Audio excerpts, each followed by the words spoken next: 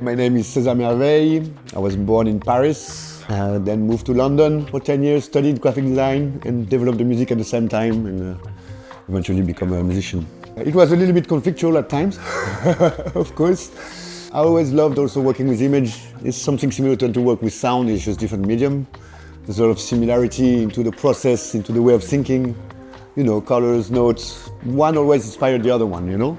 Well, I finished my study. We started a company with a friend of mine, Simon Fries. We had a company called Hijack Studio.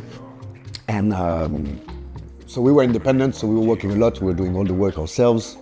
And at the same time, I was making music at night. So I was working during the day, making music at night, partying in the weekends, and then coming to work on Monday, just really, really exhausted. And eventually it came to a breaking point where I had to make a choice, really. So like it was not viable to do both. I tried to do both for a while, but it was just too intensive. And I chose to make music.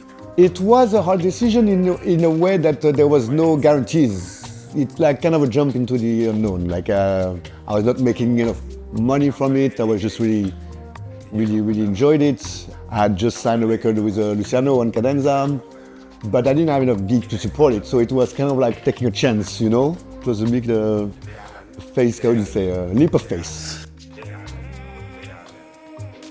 Yeah, the first records I bought was in Paris with my friend Thomas from Circus.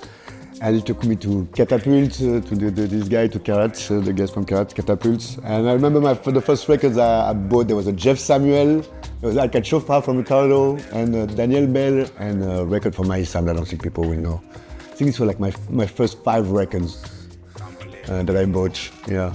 I was like, I really enjoyed like this, like sort of like a minimalistic music that used different kind of sounds, you know, like beyond 808 and 909. It was really creative in sound design, and I was like, how the hell does that work? So he first started to show me a little bit how that works before I actually bought my first records, and we used like old program like Digital Performer and Reason also I remember, and some analog gear like MS-20 and things like this. And she started to show me, and then I moved to London and I just carried on a bit on my own until I met some people who had a similar interest, which was not so many at the time. Moved to London and I didn't know anybody, and I was studying in graphic design. So, and the minimalistic music was very almost non-existent. There was a lot of different style like house, techno, garage, you know, hard techno, a lot of illegal parties at the time also, but not really what I was looking for. So I was doing my studies and playing a bit around, but without having so many people to share it with. So it took a little bit of time until I met some people, and then it became more of a thing. My first gig was in Cafe 1001 in London. I started to meet a lot of the people. This was actually really incredible years. There was a beautiful energy and synergy between the people and excitement, and it was a really exciting time in London. I spent about 10 years in London, and then moved to Berlin. Needed to make a change, you know, and I had a lot of friends in Berlin. It's a big difference between London and Berlin. One of the main differences is that there's a lot more house parties in London, I remember. It was a big thing. Like, you used to go to a club until the morning, and then you had to go to somebody and play some records before going back home. It was part of the process, natural process, you know. In Berlin, lots of the clubs don't close, so you just stay in the club and go home. And this thing of going back home with some friends and play some records and get to talk and share, and there's something a bit more personal to it that I kind of really enjoyed back home, you know, after the club, after what you've been inspired to hear, and sharing a bit what everybody's thought about the night and so on, and just like meeting new people in a more intimate way, you know. My friends started to show me these programs, how to sample basically and manipulate sound, not just making a beat, but like taking the snap of a camera and use this as a snare or things like this. And as we were doing this, he came to my place, installed the program, we started to do this. And he called me a week after, he said, I have a good news and the bad news. The good news is the track we've started, we're going to release it. The bad news is we need to finish it this week. And it was eventually released on Circus Company, Various number 5. Was with Devaju and Caban and Mosa, I think, yeah. And it was under a completely different name. My name was a number at the time. 16, like Cesar said. And yeah, that's how I did my very first track. That's always a bit complicated because I do a lot of different things, I have different projects. I come from let's say, sort of minimal house and things like this, but I also do some jazz, and I have a project of classical music. So, in terms of dance music, well, I like music to be dancey, but with a sense of, somewhat some aesthetic, some sound design. It could be in different ways. That depends on periods of times, but like to try to craft a little bit, pay a bit attention, not too generic, to give it a particular tone or color.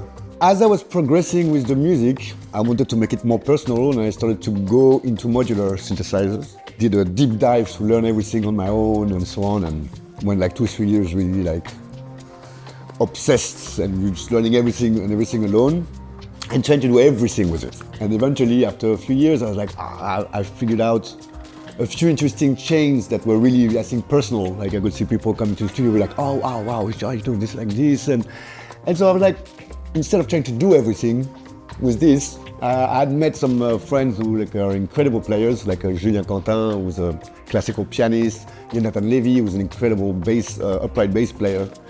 And I wanted to do just one part really well, the modular, and I wanted them to do the music part. And one comes from the classical and one comes from jazz. So I thought it would be an interesting trio, like a triangle of sound.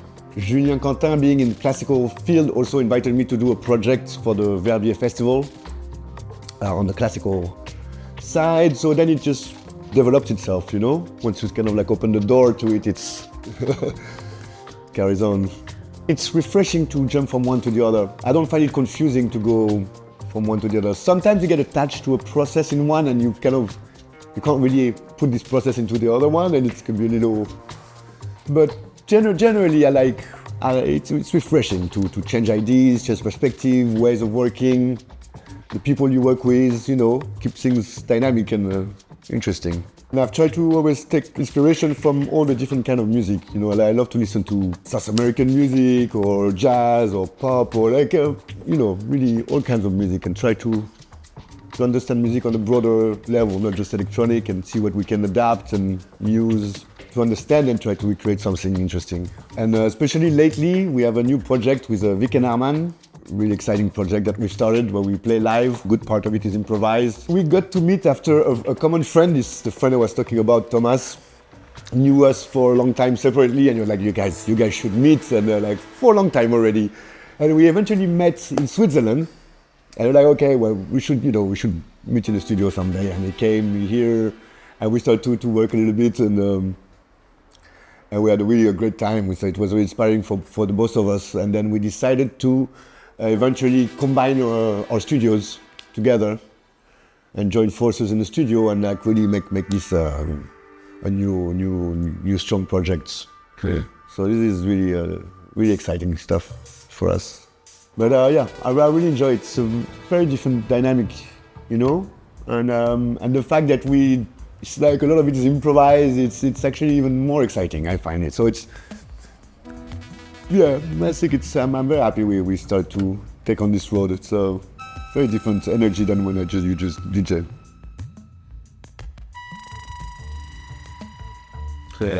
My creative process, it's a mix of two things. It's I like to change it regularly and challenge it, because you need to in order to find interesting things, you need to, you don't want to repeat the same thing over and over. Once you find something, you can exploit it, and it's good to repeat it a bit and to go in depth with it, but you don't want to be dependent on this one thing the whole time. So you have to change it. Sometimes I will start with rhythms, I will work on rhythms, or sometimes it's going to be just sounds and sonics, sometimes it's going to be sampling, sometimes it's going to be working with musicians. I think the most important is that the process evolves and don't stay stuck in the same process. And you can keep some things that are technical aspect of the process that become a strong foundation for how you work, but creatively, I think it's good to challenge a bit the process that you have and reinvent a bit yourself. I don't think too much about it anymore. At the very beginning, it was a bit of it's a bit strange, because coming from nowhere and suddenly to have eyes on you, you start to become a bit self-conscious. It's a terrible thing, really terrible thing. But now, like, almost 20 years later, I just do what I want in the studio creatively. I'm like, I don't really, it does not interfere so much anymore. But yeah, it took some time maybe to regain confidence and to really I just do what I feel like and see, if it applies to anything. Berlin is the worst for this. It's like, they're so loud. I don't understand how old people don't die every day. Like, I almost have a heart attack every day. If you're in the street and they start it right next to you, you jump. It's insane. I think it has happened to also other artists to get stuck or to get scared because of this and either change their music or not manage to do it so naturally anymore. And yeah, it takes a little time, but after almost 20 years, it doesn't bother me anymore. Like, I do what I feel like and I see if there's any application for it afterwards. But I like to think more freely in the studio and see where it takes me. Nice. I don't know, but I'm both excited and worried a little bit. I think there seems to be a bit less and less underground, more and more phones. Technology can be both exciting and threatening to kind of life of it. For me personally, I really start to enjoy playing live and interact more with people. Like this thing with Viken, I like to be two playing. It's the interaction instead of just having one person do a great DJ sets. I kind of like this live format interactions. And yeah, I'm not sure where we're going, but we ride along. We'll see where we go. I don't have a lens into the future. Just keep on doing what we do and keep quality music as much as possible. I think it is already coming back, but with a bit more body, and it's also the mindset of it that's coming back. Between an aesthetic and a way of doing something, and it can come into many forms. It's not like one sound. It's like it could be with 808, 909. It could be with clicky sounds. It's not. So it's do what you feel, try not to overthink, try not to fall in line too much, just do you, do things yourself. Don't be scared to just try new things, just don't be generic.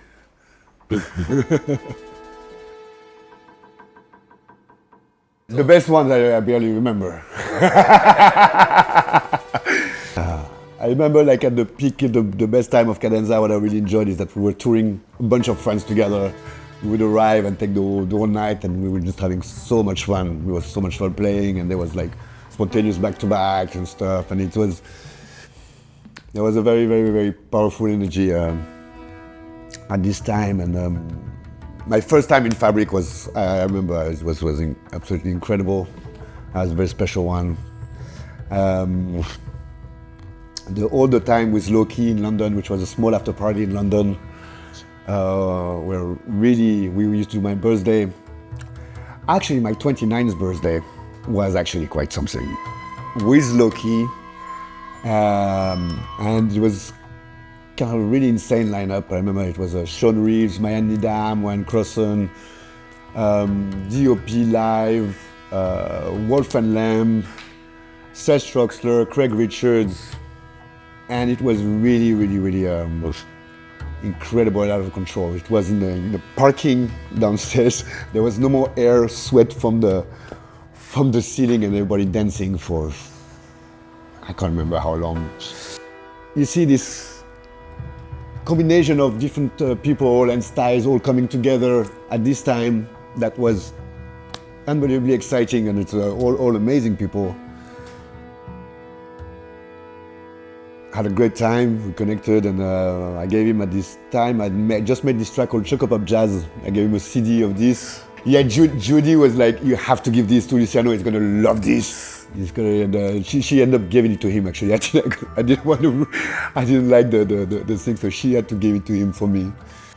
And then he contacted me a few months later, saying he was playing it all the time. He had it in a car, and he wanted to release it, and it was too late. He called me the day of the release of the track, and he said, "Oh, doesn't matter. Just keep sending me stuff, and I'm sure we'll do something, you know." And then I made Tribute, and that was the first record I made on a label. What keeps me inspired is usually the human relationships that keeps on feeding, like this thing with Viken, that keeps on feeding my interest for music and making it together. And yeah, I just hope to keep on meeting amazing people thanks to what we do, and people who inspire you to make on better music, or better, you know, more of what we like.